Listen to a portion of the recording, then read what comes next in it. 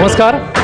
ABP माझा आयोजित महापालिका परिषद को powered by Saraswat bank cooperative private limited, पूर्वाचे डेकोरस, Lokmanya multipurpose cooperative society limited, new Saridon, Janata Sahakari bank limited Pune आणि पार्टनर्ड बाय कॉटन किंग या कार्यक्रमामध्ये महापालिका परिषदेत आपल्या सगळ्यांचं मनपूर्वक स्वागत. मंचावरच्या चारही मान्यवरांचं टाळ्या वाजवून आपण स्वागत करूया.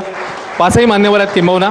आपल्या सोबत आहेत शिवसेनेचे खासदार नरेश म्हस्के साहेब, एकनाथ शिंदे साहेबांचे अत्यंत विश्वासू शिलेदार ज्येष्ठ नेते आहेत शिवसेनेतले. त्यासोबतच भाजपचे आमदार निरंजन डावखरेजी आपल्यासोबत आहेत, त्यांचंही स्वागत.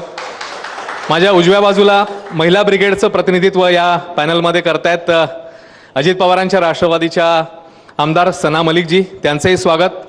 आणि त्यासोबतच तिकडे ठाकरेंच्या शिवसेनेचे आणि त्यासोबतच मनसेचे प्रतिनिधी आहेत आपल्यासोबत आहेत. मनसे ठाणे जिल्हाध्यक्ष अविनाश जाधवजी आणि ठाकरेंच्या शिवसेनेचे प्रवक्ते अनिश गाडवेजी. आपल्या सगळ्यांचं मनपूर्वक स्वागत. आणि जसं आपण आपल्या सगळ्यांनाच माहिती आहे, आता म्हणजे क्रिकेटच्या परिभाषेत बोलायचं झालं तर प्रचाराच्या आता स्लॉग ओव्हर सुरू आहेत आणि आपल्या सगळ्यांची गोलंदाजी, आपल्या सगळ्या प्रमुख नेत्यांची गोलंदाजी आम्ही गेले काही दिवस ऐकतोय. आज अर्थातच त्या अर्थी सभांचा शेवटचा दिवस आणि उद्यापासून मग सगळ्यांना वेध लागतील ते मतदानाचे.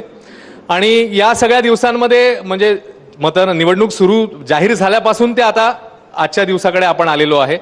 ज्या पद्धतीने सगळा प्रचार झाला, त्याच्यानंतर त्याच्यातले वेगवेगळे मुद्दे असतील किंवा काय म्हणूया आपण धार्मिक या बाबींचाही उल्लेख झाला, त्यानंतर काही विकासाचे मुद्दे समोर आले, काही प्रश्न समस्या, या सगळ्यांचा धांडोळा MMR रिजन हा जर आपण विचार केला तर त्या दृष्टीने घेणार आहोत. कारण या महापालिका MMR रिजनमधल्या आपल्या सगळ्यांच्या पक्षांच्या दृष्टीने फार महत्त्वाच्या आहेत.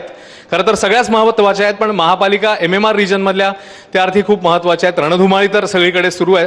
आणि आता बघूया या सगळ्या मान्यवरांचं या सगळ्याबद्दल काय म्हणणं आहे. सगळ्यात सुरुवातीला मी निरंजन डावखरेजी यांच्याकडे जाईन. निरंजन डावखरेजी, आपले नेते म्हणाले होते की 29 महापालिकांच्या निवडणूक होत आहेत, 26 जवळपास 25-26 महापालिकेत आपला महापौर बसणार असं कॉन्फिडेंटली त्यांनी सांगितलं होतं.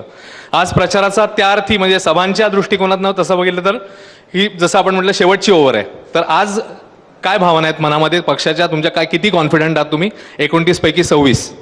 29 पैकी 26 पेक्षा जास्तच खरं तर येतील असा पूर्ण विश्वास मला आहे. कारण आपण नगरपालिकेलाही बघितलं की ज्या पद्धतीने लोकांनी विकासाला भरभरून मत दिलं आणि माननीय फडणवीस साहेबांच्या नेतृत्वामध्ये राज्य सरकार ज्यावेळेस काम करते, माननीय शिंदे साहेबांची त्याच्यामध्ये साथ आहे, अजितदादा आहेत, याच्यामुळे निश्चितपणे जे काम राज्यामध्ये होतंय त्याच्यावरती विश्वास ठेवून लोकांनी भरभरून मतदान नगरपालिकेलाही केलं. या महानगरपालिकेलाही ज्या 29 महानगरपालिका आहेत त्याच्यामध्ये मेजॉरिटी या 26पेक्षा जास्त महानगरपालिका या निश्चितपणे महायुतीला भेटणार आहेत. त्याच्यात मुंबई ठाणे दोन्ही आहे, सगळे आहेत. ठीक आहे. जे आरोप झाले तुमच्यावर आणि आत्ताही जे होत आहेत की ज्या पद्धतीने पैशांची आमिषं दाखवली जात आहेत, त्याच्यानंतर काय म्हणूया आपण अशा पद्धतीने फोन केले जातात. अविनाश जाधवांनी तर स्वतःचा पण किस्सा सांगितला की मलाही फोन आले आणि चढावड होती दोन्ही पक्षांमध्ये की कशा पद्धतीने हे केलं जाईल. तुम्हाला खरंच वाटतं असं की अशा पद्धतीने निवडणुका लढवून पुढची पिढी किंवा युवा पिढी खरंच मतदानाला भरभरून उतरेल? जे तुमचे नेते, सगळेच नेते खरं तर सांगतात की मोठ्या संख्येने मतदान करा.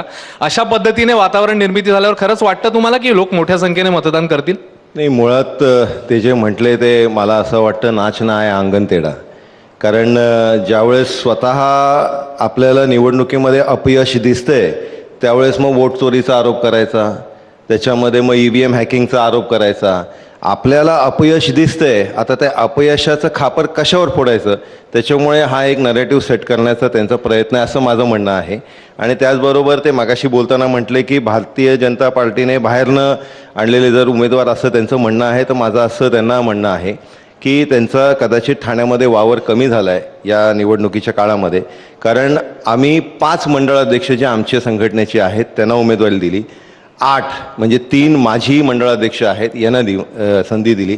आणि त्याच्यामुळे या निवडणुकीमध्ये जास्तीत जास्त संघटनेच्या लोकांना आपण जबाबदारी दिली. मी तुम्हाला नावासहित सांगतो, आम्ही 8 मंडळाध्यक्ष म्हणजे 3 माजी मंडळाध्यक्ष, त्याच्यामध्ये 5 मंडळाध्यक्ष आणि त्याच्यामध्ये आम्ही मुस्लिम उमेदवार पण दिलेत आणि आम्हाला चांगला रिस्पॉन्स त्याच्यामध्येही भेटतोय. ठीक आहे, विचारूया आपण. निरंजन, ते काँग्रेसचे जे नगरसेवक तुम्ही म्हणताय त्या लोकांनी पक्षाकडनं त्यांच्या फारकत घेतले, त्यांना त्यांच्या पक्षाचं ध्येय धोरणच नाही पटलं.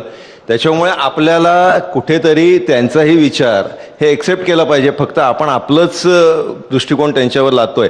त्या नगरसेवकांनी त्यांची भूमिका घेतली, पक्षांनी त्याची भूमिका घेतलेली आहे, वरिष्ठ नेतृत्वाने प्रदेशाकडनं आम्ही आमची भूमिका अतिशय स्पष्ट केली. त्याच्यामुळे माझी आपल्याला विनंती आहे की आपण एकच दृष्टिकोन लादण्याचा नाही दृष्टिकोन नाही, विषय असा आहे त्याच्यामध्ये, म्हणजे हा मुद्दा आपण नको वाढवायला जास्त, पण त्याच्यात विषय असा आहे की काँग्रेसच्या काय म्हणूया आपण नावावर किंवा तिकिटावर निवडून आलेले नगरसेवक जेव्हा तुमच्याकडे जातात तेव्हा ती मतदारांची फसवणूक नाहीये ना काही नव्हे, किंवा मतदारांना गृहीत धरण्याचाच प्रकार आहे हा की येणार तुम्हाला विरोध करून काँग्रेसवर आणि जाणार तुमच्याकडे. हे कसं काय?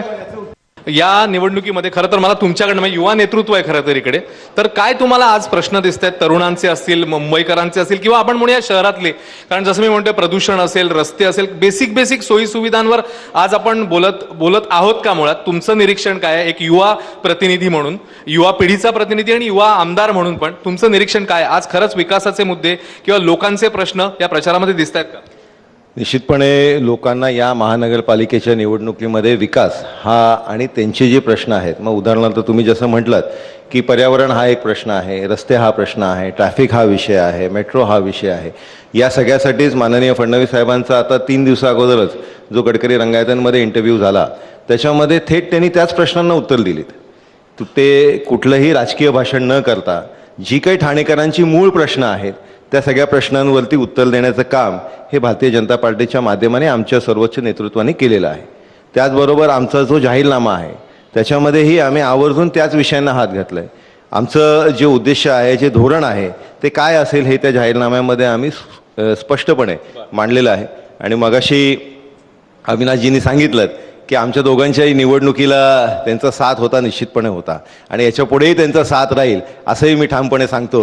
कारण ब्रेकिंग न्यूज आहे इकडे, एवढं भांडून परत साथीला येणार आहेत काय? हे परत काय? हे मॅच फिक्सिंग आहे परत? नाही आहेत कृपाशंकर सिंग, नेते नाही आहेत. कृपाशंकर सिंग हे कार्यकर्ते आहेत, नेते नाहीत. तरी ते अशा महत्वाच्या विषयावर बोलू शकतात. कार्यकर्ते आत्ताच्या घडीला जसं आपण म्हणतोय की प्रचाराचा हा म्हणजे काय म्हणूया फायनल ओव्हर प्रचाराची, आणि आता 3 दिवसावर मतदान, मग मतमोजणी, तर आत्ताच्या घडीला तुम्हाला चित्र काय दिसतंय राज्यभरामधलं आणि तुमच्या पक्षाचं आणि मित्र पक्षांचं? मी खरं ठाण्यामध्येच आहे, त्याच्यामुळे मी राज्यभराचं सांगण्यापेक्षा ठाण्याचं सांगेन की 1 नंबर प्रभागापासून ते 33 नंबर प्रभागापर्यंत स्पष्टपणे महायुतीचंच बहुमत दिसतंय आणि 100पेक्षा जास्त नगरसेवक हे ठाणे महानगरपालिकेमध्ये महायुतीमध्ये निवडून येताना दिसत आहेत. ठीक आहे, मला असं वाटतं आपल्या सगळ्यांच्या समोर आता आम्ही हा सगळा पट ठेवतोय आणि सगळ्या नेते मंडळींनी खूप मनापासून बाजू मांडली, पोटतिडकीने प्रश्न मांडले, सगळ्यांचे मी खूप आभार मानीन. जसं आपण म्हणतो नेहमी की हा लोकशाहीचा उत्सव आहे आणि लोकशाहीचं मंदिर आहे, आपल्या सगळ्यांना अधिकार बजवायचा आहे आणि या सगळ्या मंडळींच्या पक्षांच्या बाजू ऐकल्यानंतर आता मतदारांनीही ठरवायचं आहे की नेमक्या कुणाच्या बाजूने कौल द्यायचा आहे.